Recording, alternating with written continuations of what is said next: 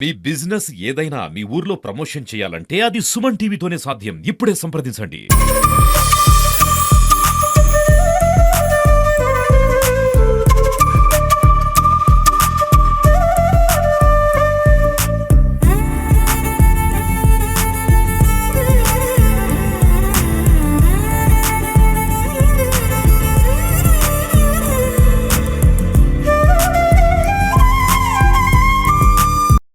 గోదావరి హారతి నిర్వహణ ఇది 14వ సంవత్సరం. సుశ్రీ ఉమాభారతి గారి సమక్షంలో ప్రారంభమైనటువంటి ఈ కార్యక్రమం రోజు రోజుకు ప్రజాదరణ పొంది ఈ రోజు సుమారుగా 35 ఘాట్లలో 35 స్థలాల్లో కార్తీక మాసంలో ఈ యొక్క హారతి ఇచ్చేటువంటి కార్యక్రమం జరుగుతున్నది.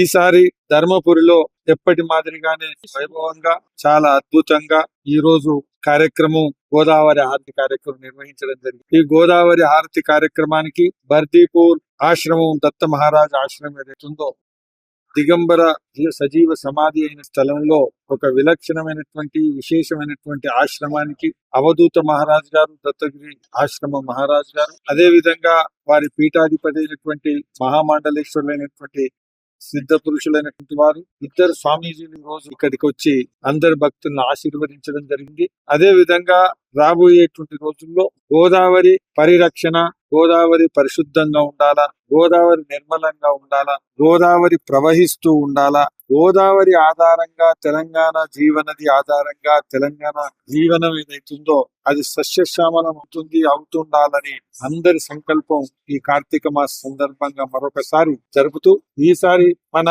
ధర్మపురిలో ఏదైతే గోదావరి ఉత్సవ సమితి ఏదైతుందో అందరూ కూడా చాలా విజయవంతం చేసి రామ్ సుధాకర్ గారు, అదే విధంగా వీరగోపాల్ గారు, ఇతరులందరూ కూడా ఇక్కడ స్థానికులు ఉండే ప్రముఖులు, ఇతర అనేక రాజకీయ క్షేత్రాల్లో, సామాజిక క్షేత్రంలో, ఇతర క్షేత్రాల్లో ఉండేటువంటి ప్రముఖులైనటువంటి వాళ్ళందరి యొక్క సహకారంతో ఈ కార్యక్రమం దిగ్విజయంగా ముగిసింది. ఖచ్చితంగా రాబోయే రోజుల్లో గోదావరి ఎజెండా, గోదావరి పరిరక్షణ ఎజెండా ఇక్కడ పెరుగుతుంది, పెరగాలని నేను ఆహ్వానిస్తున్నాను.